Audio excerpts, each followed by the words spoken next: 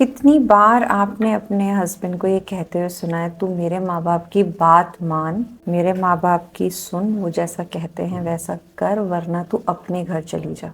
ये बात इंडिया के बहुत सारे घरों में, बहुत सारे कपल्स के बीच, बहुत सारे इन लॉज की वजह से कुछ औरतें रोज सुनती हैं कि तू मेरे पेरेंट्स की बात को मानेगी तो ठीक है, वरना तू अपने घर चली जा। इसे कुछ लोग सफोस्टिकेटेडली कह देते हैं, कुछ लोग मैनिपुलेटिवली कह देते हैं, कुछ लोग इस पे थोड़ी सी क्रीम डाल के कह देते हैं, बट जस्ट यही है कि तुम मेरे माँ बाप की बात मानो, वरना देख लो तुम्हें क्या करना है। और ये बात एक औरत के लिए काफ़ी डिफ़िकल्ट है अगर जेन्युइनली वो अपने इन लॉज और अपने पार्टनर के लिए अच्छा कर रही है या कर रही है और वो लोग समझ नहीं रहे। तो इस पूरे सिनेरियो को समझते हैं और समझते हैं कि इसका सोल्यूशन क्या हो सकता है। तो जब मैं कहती हूँ कि इंडिया में ऐसे बहुत सारे घर हैं जो इस बात को सफोस्टिकेटेडली कह लेते हैं, मैनिपुलेटिवली कह लेते हैं, मतलब यही है कि आप मानो वरना जाओ, रास्ता देख लो अपना। अब ये होता क्यों है? जब भी हमारा हस्बैंड, जब भी आपका हस्बैंड ये बात का बैलेंस नहीं बना पाता कि मेरा एक इंसान होते हुए दो रोल्स हैं। रोल्स कैसे हैं कि मैं किसी के लिए पति हूँ और किसी के लिए बेटा हूँ। जब तक वो ये बैलेंस नहीं बना पाते हैं, ये प्रॉब्लम बढ़ती जाती है, बढ़ती जाती है, बढ़ती जाती है।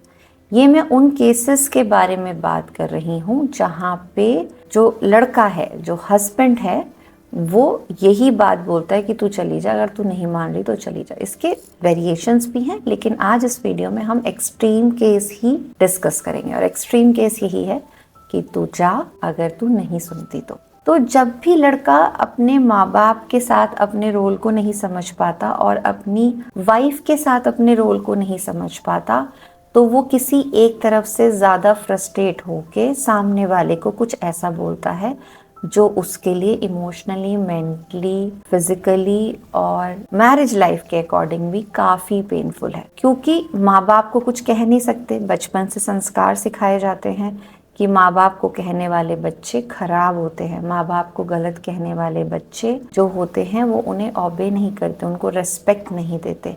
ये हमें सिखाया जाता है।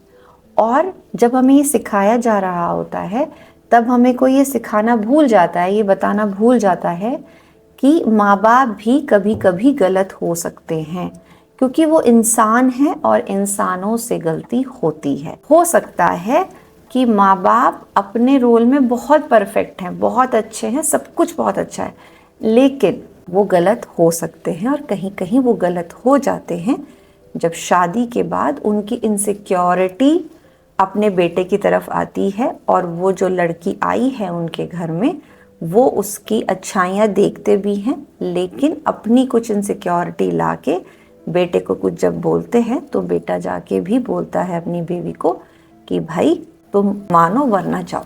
तो जब हमें ये आइडियोलॉजी सिखाई जाती है लाइफ में कि पेरेंट्स गलत नहीं हो सकते, तब ये आइडियोलॉजी में एक एडिशन जो नहीं किया जाता वो यही है कि कहीं कहीं पे जहाँ पे पेरेंट इनसिक्योर होते हैं वहाँ वो गलती कर जाते हैं। इट डजंट मीन कि इससे वो गलत हो गए, इट मीन्स कि वो इंसान हैं और इंसानों से गलती होती है।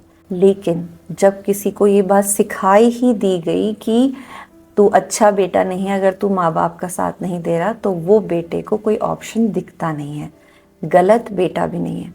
लेकिन जो बेटे की आइडियोलॉजी है और बेटे का जो रोल है अपने पेरेंट्स की तरफ, जब वो उसमें जकड़ जाता है तो वो जाके बीवी को कह देता है तू मान वरना जा। तो देखो, एक आइडियोलॉजी जिसकी हमें other part of the assumption नहीं बताया जाता, जो अदर पार्ट ऑफ आइडियोलॉजी नहीं दिखाई जाती कि एक्सेप्शनल्स होते हैं, तो कितना बड़ा क्योस हो जाता है लाइफ में।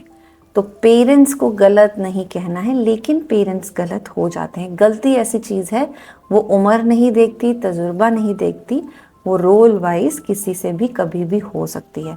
तो अगर आप बीवी हैं या आप एक हस्बैंड की तरह इस वीडियो को सुन रहे हैं, तो दोनों के लिए मैं सॉल्यूशंस बताती हूँ। सॉल्यूशंस क्या हैं? समझ में आ गया, इम्बैलेंस है, ये एक्सट्रीम केस की बात है। इसके अलावा ये भी हो सकता है कि वाइफ भी गलत हो सकती है, वाइफ भी परेशान कर सकती है। वो आने वाले वीडियोस में ज़रूर कैटर करूँगी। अगर आप मुझे अपने स्पेसिफिक सवाल, अपनी सिचुएशन कमेंट बॉक्स में लिखने की हिम्मत रखते हैं तो आपको उसी से रिलेटेड वीडियो मिलेगा। तो ऐसे सिचुएशन में पत्नी को क्या करना चाहिए ये समझते हैं।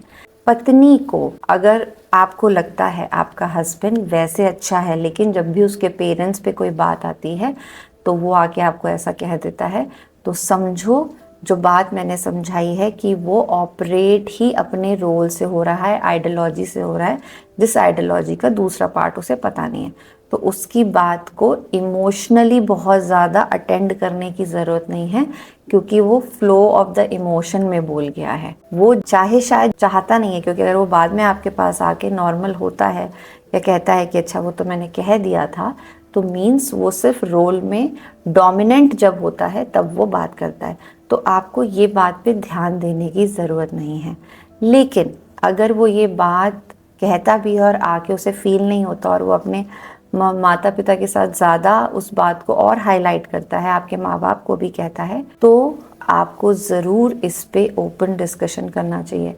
थोड़ा सा फैमिली का साथ लेके इस बात पे ओपन डिस्कशन करना चाहिए, क्योंकि यहाँ पे फिर बात आ जाती है कि अगर इन लॉस की वजह से आप यहाँ से चले जाते हो तो बात फिर आप पे आ जाती है कि आप घर छोड़ के चले गए, जो कि गलत नहीं है। लेकिन बेटर है कि इस बारे में बात की जाए परिवारों को बैठा के। अगर परिवार भी साथ नहीं दे रहे हैं, क्योंकि परिवारों की वजह से हो रहा है ना, अगर आप दोनों के बीच की बात होती तो मैं ये कभी सजेशन नहीं देती। तीसरा पॉइंट है कि अगर आप दोनों तैयार हो और आप वाकई में इस शादी को समय पे नहीं छोड़ना चाहते और चाहते हो चीजें ठीक हो, तो मदद लो। ये समाधान सबसे अच्छा वर्क करता है, क्योंकि इसमें कोई आपको तीसरा बता रहा होता है जिसको इसकी जानकारी होती है। अब ये हो गया औरतों के लिए। मर्दों के लिए सजेशन ये है कि देखो, आपको समझना पड़ेगा, आप एक इंसान हो, रोल्स अलग अलग हैं। हो सकता है आपके माँ बाप को आपकी वाइफ से कुछ प्रॉब्लम हो और आपने भी वो देखा हो, या नहीं भी देखा तो आप अपने माँ बाप को गलत नहीं ठहरा सकते।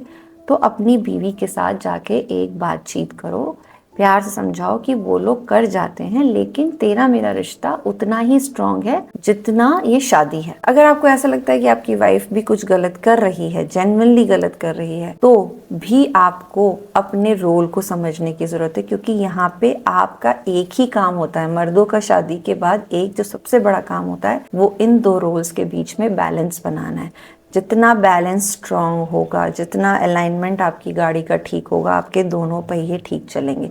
इसको बर्डन मत लो, इसको अपॉर्चुनिटी से देखोगे तो आप बहुत अच्छे हस्बैंड और बहुत अच्छा बेटा बन पाओगे।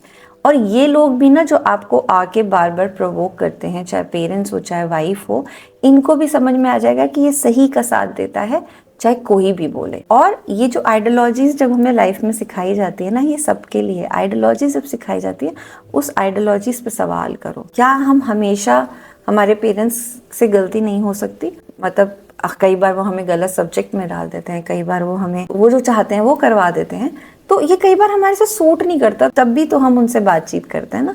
तो शादी के बाद ये ज़्यादा जिम्मेदारी आपकी बन जाती है कि आप अपने रोल की क्लैरिटी उनके साथ रखें और अपनी वाइफ के साथ रखें, और इस बात को घर में अच्छे से सॉल्व आउट करें।